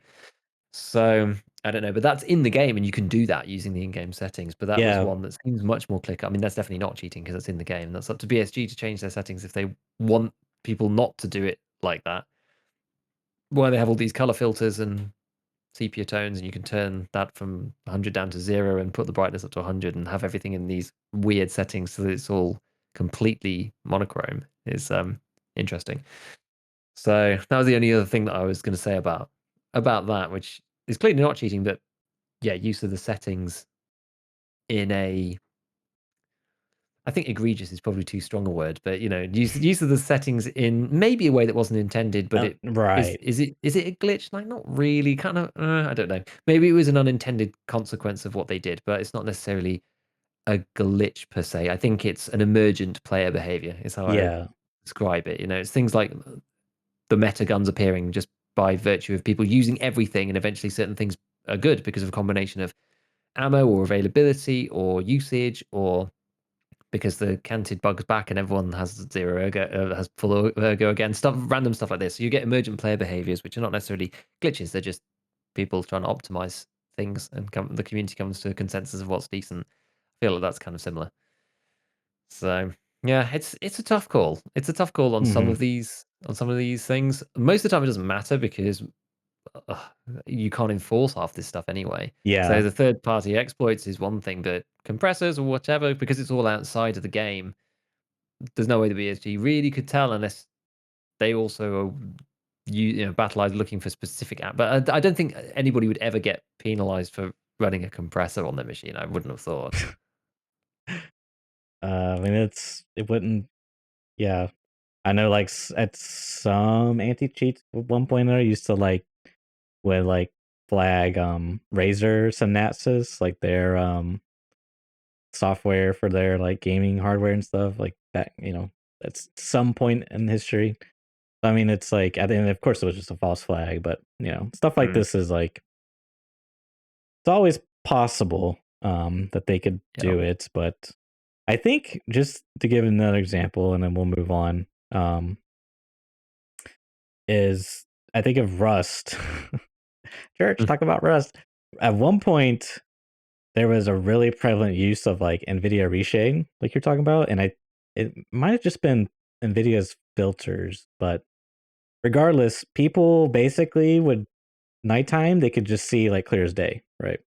And so Russ, they were like, well, we can't like stop people from changing, like we can't ban NVIDIA's software because it's like baked into their drivers. Like it's not possible. So what do we do? We just developed the game around it. So they made night like pitch black. So nobody could like you have to use a torch or a flashlight. Uh, and sometimes you can see if the moon's out and it's like but it's like literally it's like it goes from like visible to non-visible. Like there is no like in between. So um yeah, again it's that metagaming player metagaming the devs and the devs gamifying their game to counteract the gamers. It's great. I love it. yeah, it is funny. I believe because we know that Tarkov's nighttime kind of works in a funny way, but I do believe I remember reading this somewhere. Don't quote me on this because Mhm. I think this is true, but I don't. I just can't remember where I saw it, and it's a long time ago now. But I believe that Factory is actually got two different maps. I think Factory Day and Factory Night are two completely separate maps. I think Yeah. to make the Factory Night version completely pitch black, and that also explains why the timers are stationary too, because they don't. Yeah. There's no. It doesn't go from one to the other. It's just you either play day or you play the completely pitch black. This you cannot really play without a torch or being near lighting or with MVGs kind of thing, which is sort of interesting because that's you just reminded me of that then because I think that's sort of similar in some ways. So on lots of other maps, you can play at night without really anything, and it's kind of okay. Most of the time, the moon's out, or there's enough ambient lighting to make it work. Somewhere like Interchange, where the lighting's kind of spooky anyway. Who knows where it's coming from? It just emanates out of everything. Maybe that's the cultists' home ground. Who knows? Oh Maybe my it's the whole god. Interchange. Maybe that was the real cult all along. Who knows? The whole thing's just emanating candlelight out of every wall. The whole thing's haunted. But yeah, no, That's why it's interesting. It's interesting. that's why Kill is so strong because they sacrifice all their sacrifices there to summon Kill on Interchange. He's a demon of Interchange. Yeah, exactly. He's got every stem. Just... Underneath his mask is like 666. Uh, So, completely different topic, mhm. but I don't know how many other topics that you have for today. Well, let's do this. We're gonna take. I think we're gonna take. I don't know. We we might. Okay, if you have a question for us and you wanna or a topic Oh, or yes. whatever, jump in the Discord and in the live channel, and we'll get you set up because events thing did not work out because we couldn't record. It was very awkward, but um, and then we'll wrap up here in a couple of minutes. I'll say like so. Yes, Giga. What were you gonna say? What was the other thing you were gonna talk about?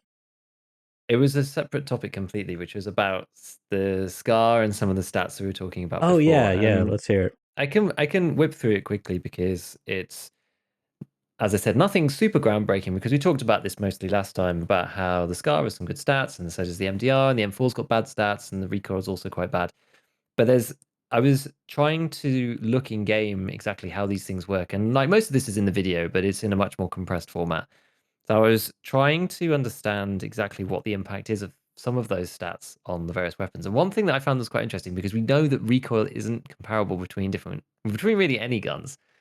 But what I found fascinating, I tried a test that I thought would come out differently, which was firing two bullets. You fire the first bullet goes just dead center, and then the second shot goes. It's actually very similar to the test that I did for the recoil reducing rounds. Yeah. And I used the M4 and I used the MDR and I used the SCAR L.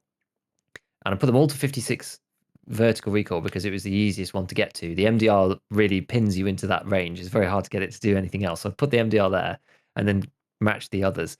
And that first bullet, or the bullet number 2, I should say, so the first round that actually receives recoil if you don't change anything with the mouse, it's actually identical for all of them, quite interestingly, which does make sense given what we know about some of these statistics now, because the vertical recoil just tells you about the impulse on the Oh, I weapon. see.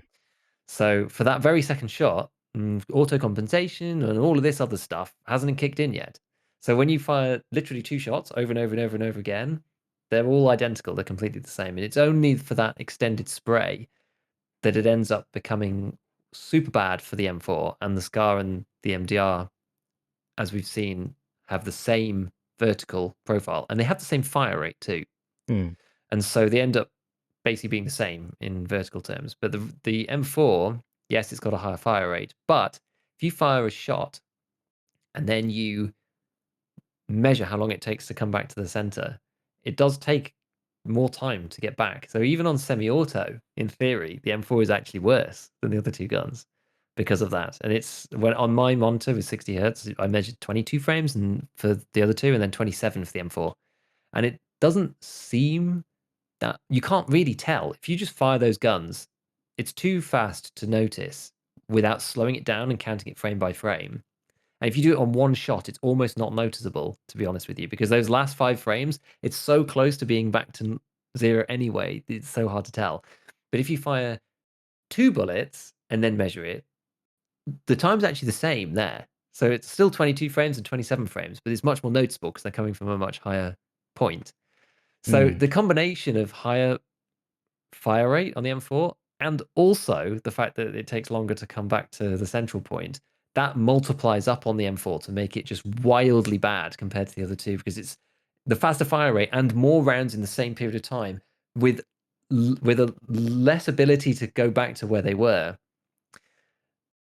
means that it feels bad. But this kind of gave me another thought, was could you replicate the way that recoil works in Tarkov and not calculated, I suppose, externally, and see if you can come out to the same profile. So what I did was I Oh my gosh.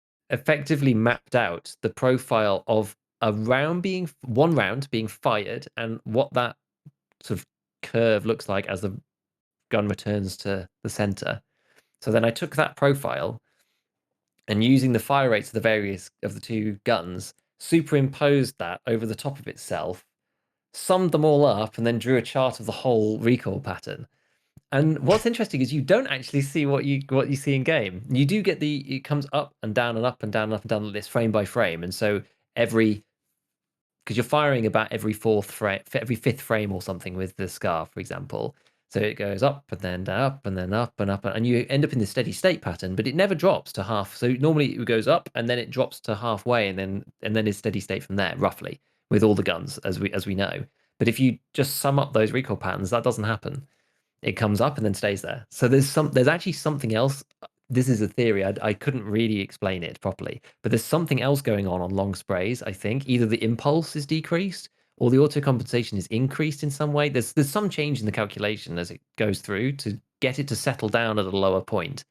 Otherwise, it doesn't make sense. You can't just like each individual shot can't be independent, because otherwise it wouldn't Right. go back down, which I thought was interesting. It doesn't really practically change anything, but I was intrigued to see whether it would fit the pattern, and it didn't. So in a general sense of us being interested in this kind of thing, I thought that was interesting nonetheless, because there's clearly something else happening behind the scenes as you go through more shots. And then, yeah, it's not just each individual shot is returning to its central target. There's something else involved. Exactly what? I'm not sure, but yeah, I mean, the conclusions of the whole thing aren't really any different. The SCAR has by far the best recoil profile out of all of them, and the horizontal's better too. The MDR is the same for vertical, but the horizontal recoil is the same as the M4. And the M4 has the worst auto compensation out of all of them, but with the fire rate, it ends up the recoil pattern is just awful. but it was cool to look into the more detailed specifics of exactly how that functions, even though the Yeah. individual shot recoil is the same, but there's a slight longer return and all of this. I'd never delved deeply into it in that particular way, which I was like, look, if I'm going to look at this, I'm going to look at this properly because I don't want to just come to the same conclusion as everyone else without giving anything new. And I want to look at this in the way that I want to look at it and come up with some theories and see if that matches what we see in practice. And if it doesn't, that's interesting. If it does, it's interesting. It tells us something either which way. So that's really the whole premise and what I ended up doing. That the only thing, the only thing that seems to be different between them is that the M4, pretty much any M4 build that you can make using semi decent parts is really light compared to the MDR, for example, and also the Hmm. Scar. Although the MDR is actually the heaviest out of all of them, but it's made up for by Really? its ergo.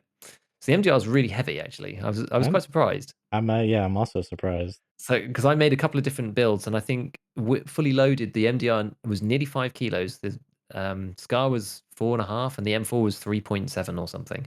And that was maybe because I was using the Alexander Arms handguard, but I use that one all the time, and it's budget meta, if you know what I mean, because it's got the Yeah, negative yeah. 3% recoil. But the M4 builds just seemed pretty light in general. And so when I was looking at ADS speed, the Scar was actually the worst out of all of those builds. The MDR was good anyway, despite its weight, because the ergonomics is up to 60 or something, and the M4 was almost identical on ergonomics as the MDR. So I found something the Scar is not as good at, and that was ADS speed. But that was suppressed. That was with the Seika silencer co-suppressor.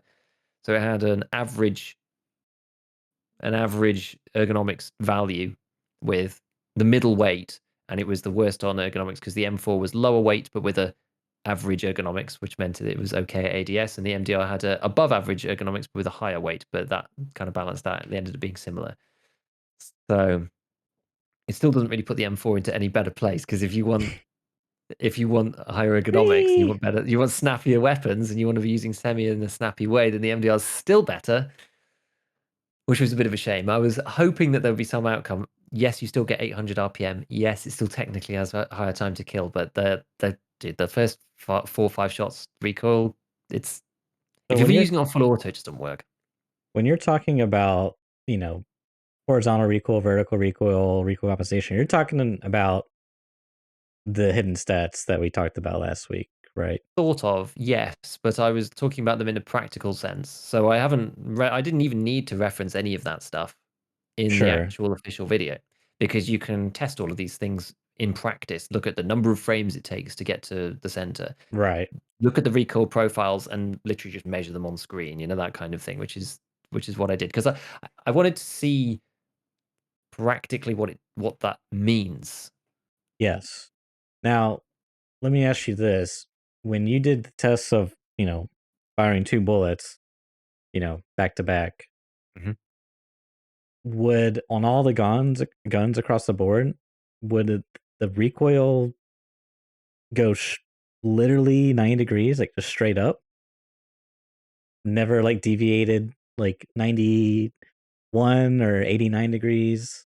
Well, no, they deviate with horizontal recoil Okay. Okay. for the second Okay. round. Interesting. So on But average, yes, but per bullet, no. There's a spread. okay. But the the auto compensation doesn't kick in and within that 2 bullet range is what you're saying more or less. Yeah, so you see the auto compensation. You see the auto compensation even on an individual round, but it's spread out over the following 22 to 27 frames. Whereas the second shot happens because all the second shot is for is just for measuring. That's actually an interesting point. I didn't really. The second shot is really just for kind of measuring the height of the spray. It's actually interesting because you would imagine. You made me think about something else that I hadn't really considered before, but because of the change in fire rate of the M4, I guess even though the fire rate is quite different, you're looking at somewhere around the fourth or fifth frame because it's such a small. You're talking about very small numbers, and it's interesting because when I was looking at it frame by frame, I was looking at Yeah. it thinking, oh wow, some of these like the way that the crosshair moves around and the way that the bullet placement happens is quite interesting. And then you play it at full speed and you're like, dude, I can't tell anything that's happening here at full speed. It's just like, Yeah. grrr. You know, I'm looking at like the individual frames between shots. There's like 3, 4 frames where it's dropping down and stuff, but you just can't tell when it's at 800 RPM. So I think that's the thing between those two rounds. The second round happens so quickly. So you fire the first bullet, and then the second bullet comes through. The auto compensation hasn't really had a chance to do what it's supposed to do because you're talking about you start at frame 0, which is the very first one when the first shot fires. You have get a vertical recoil impact effect, and then you fire a second bullet. After that, we don't care. So the second bullet's recoil, we just Yeah. don't care about that at all, and we're just measuring Right. that distance between bullet 1 firing and bullet 2 firing. Now, what I hadn't thought about, which is why I paused there for a minute, was that second bullet fires earlier on the M4 than it does for the other two. Mhm. But because the fire rate is 650 versus 800, and we're talking about tiny, tiny differences between two bullets at least, it kind of happens either at frame 4 or frame 5. It's Right, so right. close that it doesn't really make any difference. Anyway, it was the same height for both. I think you get to the around. It's probably actually Huh. coincidental that the round you get to that point where the first shot comes up, stops, and then starts to travel back down again at about the same time as the That's why I'd be second curious. shot fires. So even though it doesn't really matter, you know, it's a curve of the first round, so it doesn't really matter whether you hit it just before or just afterwards. It's sort of at that stationary point where it's just turning, so it's less sensitive to the fire rate, which explains why it's still okay and is still valid. I suddenly thought maybe your question had made me think that I'd invalidated my own work, and it's like literally at the beginning of the video. So I was like, God damn it, Church. Um, but yeah, so it was the same, and the fire rate doesn't matter because it's in that inflection point of turning of the first round's turning from moving the gun up to moving the gun back down, and Hmm. it's I in a look very forward to similar the place for video. both. I'm a very Yeah, visual person, so maybe I'm missing, um, yeah. I mean, I think some I details. do I do actually think I've done a good job of showing it because most of the video is most of the video is just me talking with various guns going ding ding Yeah. ding ding with lots of side by sides and Right. comparisons and that kind of stuff and some charts and things because what I did I actually I've got a JPEG in my pictures called measuring stick and I just made an arbitrary measuring scale because I was thinking I'm not really sure how else to do this because I needed to draw the pattern out of how the bullet works. So I've just got a little stick thing. I just made a few boxes, 1, 2, 3, 4, 5. Just there's no real measurement on this thing. It I doesn't love really it. matter because Right. we're comparing things at the same distance. So it's just the relative Mhm. distances that make any difference. So yeah, there's a bunch of charts with these arbitrary measuring scales on, and so we can just Mm. make some comparisons and stuff. But yeah, see what you think. Maybe there'll be some more questions out of it that warrant further investigation. But I feel like I've gleaned kind of as much as I can out of it without going down the route of what are we even looking at this for? You know what I really have been, like, mulling over, like, past couple of days is dabbling in the dark arts, man. I'm, like, Oh no. tempted to start modding Tarkov and, like, redesign stuff and, like, make a video out of it and just see what happens. Like, I don't know. I'm so tempted. Like, I don't know if you've ever seen these types of videos before, but for example, is it Iron Pineapple? No, that's not the guy. What's the other Dark Souls guy? Oh man, Inferno Plus, Inferno Plus. I don't know if you've ever seen his content before, but he has a video that's like pretty popular, I would imagine. But he took Dark Souls 1 and he made a multiplayer mod for it. That's what if Dark Souls was made in the Halo universe? Right? And it's literally the Halo like Blood Gulch map. Like I'm pretty sure he's got vehicles working, like all the guns and everything. Like dude, the stuff he's done for that's insane. That's all like, yeah, you can go download and play right now and there's like, it's like a whole thing, right? Yeah. But yeah, I don't know. Just like I've been looking at the inertia stuff because I've been seeing like the Twitter Mm. Lots of people talk about Notion. rounds, yeah, and whatnot. And I would just love if like just to get behind the wheel, I guess you could say, inertia, movement puns, and just like if it was possible to like tinker with the system and Mm. just tweak values, like I would just like be so interested because if I don't know, I've just I don't know, it's just, I just think it'd be fun, and then if it was actually like an improvement, I'd be like, yeah, and if BSG likes this, I'll be happy to send them my work. Here's my resume. Because no, I'm not kidding. But just like seriously, like just be happy to like if like this at all like helps Yeah. or gives them Yeah, I know what value you or mean. whatever. But turn it into like a content piece. Like I would love to like I got some ideas like just like because you can't have it in well you probably could, but I wouldn't want to have a server that people connect to and things like this. Like Oh no. that's just a little too far for me. So assuming that people were willing, I could like get them to play it and then have them record it and get their reaction, and just like, but this like extends to like, the recoil system. Anyways, I've been mulling it over because I've done some modding for like Halo 1 way back in the day, which was like, God, they had such a weird system, tags and whatnot. It's just like everything had like a tag and yeah, it was weird. Like references for everything. It was anyways.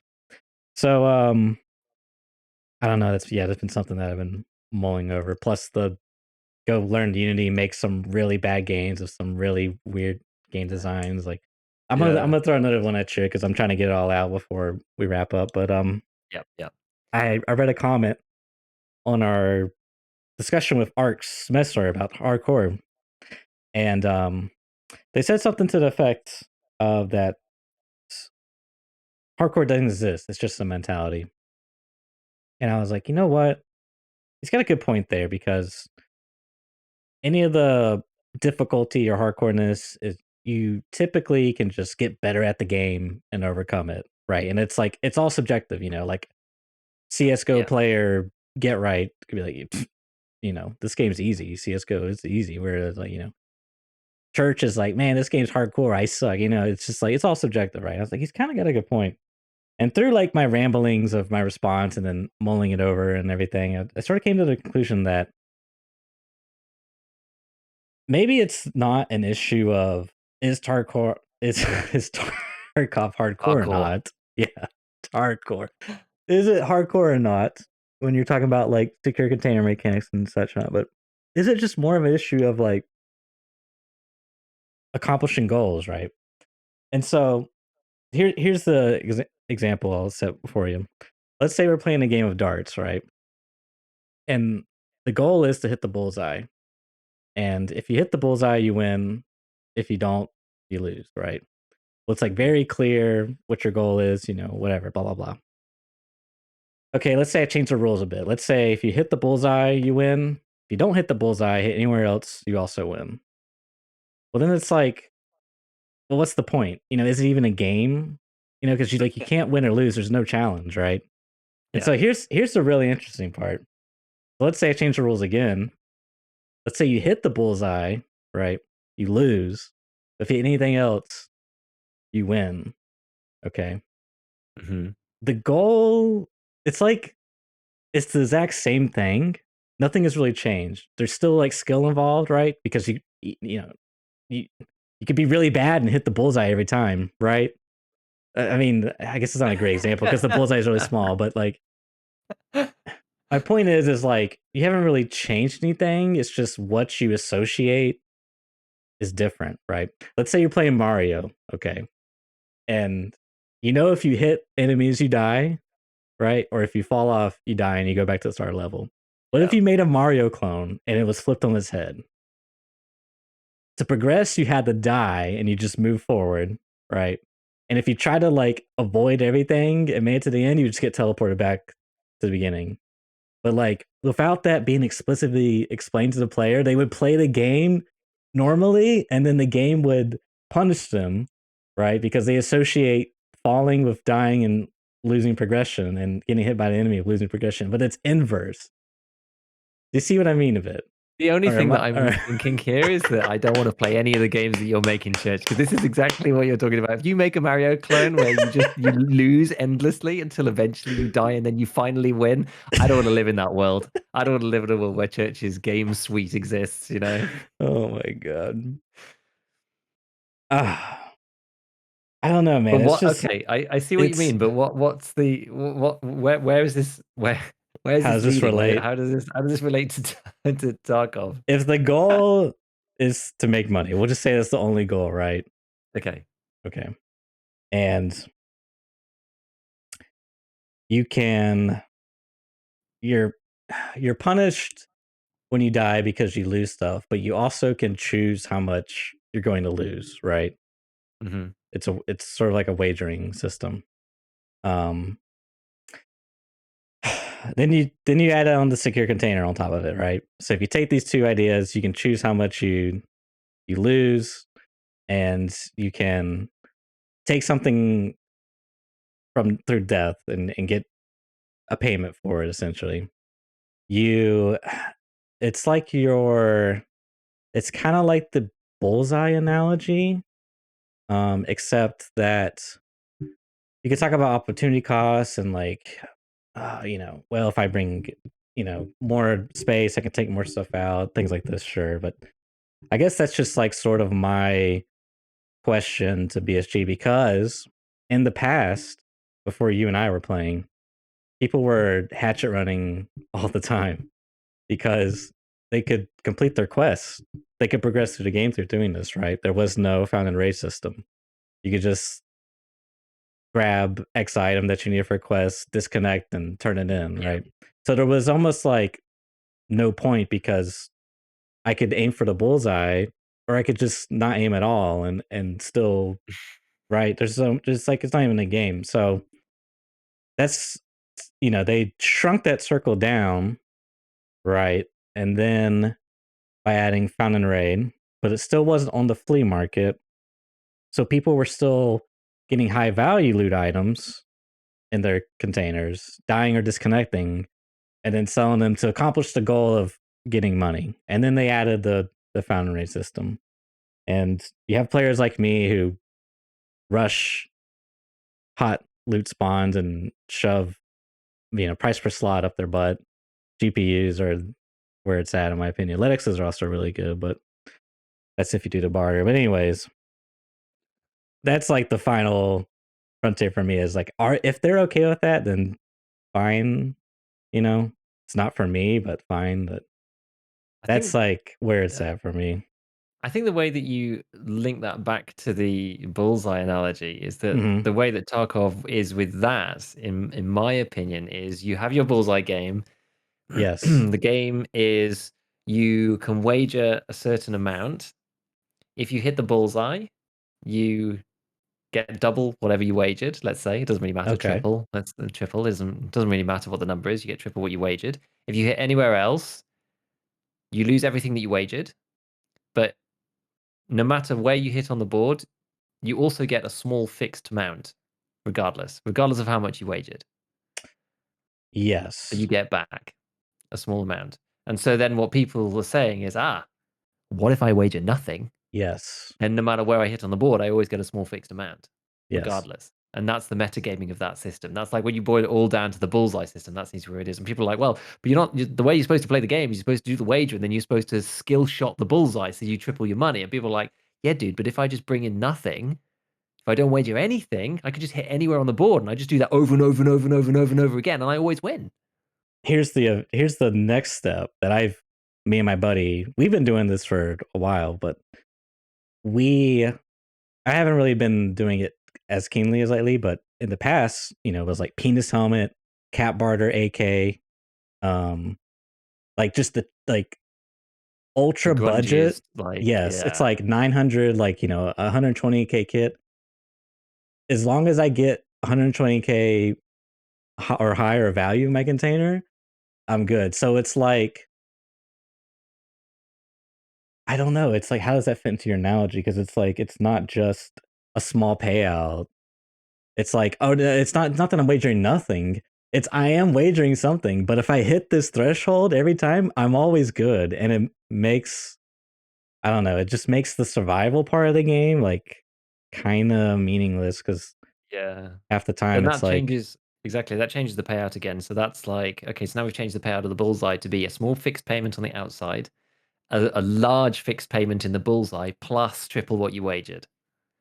And you say, okay, well, I'll just take in a very small wager. I'll still make the fixed amount if I hit the bullseye, still wagering. Yeah, even if I miss. yeah, I think with this, I mean, then the analogy starts to fall apart because now we need to talk about survival sure, rate and all this stuff, right? And like sure, using a you've got your chart of survival rate versus rubles taken in, and there's a sweet spot at about yeah, 120k roughly where you stop dying to buckshot, you stop dying to 9 mil people with pistols, but you're not spending too much on your kits when you die. It doesn't matter, so you can still run around like a lunatic, but you're not having to play a full tactical raid because you're in your all, class 5 yeah. gear and blah blah blah blah blah. Yep. So you're not playing properly per se, but you're just running in, just min-maxing the time in each raid and just cranking it through. So that's sort of where then the analogy starts to, it needs to be, you need to then start talking a bit more about Tarkov rather than just the bullseye thing. But you get to sort of the a similar-ish result. A similar-ish result. I don't really see the secure containers being such a problem now as it ever was. I think so many less people are doing that. I mean, it's still possible, but I just think most people don't really do it now. There's tagged and cursed, I guess, has a small effect, and then the find and God, I raid. hate Yeah, tag and curse. unless you find a GPU, then or something like that, and you can rush those spots, then that's all well and good. But I don't really play much interchange, so I don't see many people doing it because there aren't really guaranteed spots like that anymore on most of the other maps anyway. So I hardly see people doing hatch runs or anything like that Yeah. Well, I personally. think I think hatchet running is mostly dead. You're better Um, off running your scav through factory, in my opinion. yeah, I think you're better off doing scav or just bringing a half empty container. It just depends because it is very like, for example, Tetris is like 74K. If you get two of those, that's like a kit pay for it. Mm. I don't know. It's just something that part really bugs me because on one hand you have, just reducing the punishment. On the other hand, you have like negating the punishment once you go past that threshold, and that's just the part that bugs me. And what was the other thing I was gonna say? I forgot. So no. Well, did we want to try? Is there anybody waiting? Did we? I know we had some setup issues, so if not, then we can wait until next Looks time to try and like figure it out. But not. So we'll fine. go again next time. Yeah, I kind of figured it out. Unfortunately, it was The just a whims of Discord are complicated. yeah, not exactly ideal for what we're doing, but we'll push through for next time. So, I guess with that, we'll wrap it up. And yeah, thanks for tuning in, everyone. We'll see you next week. Catch you later.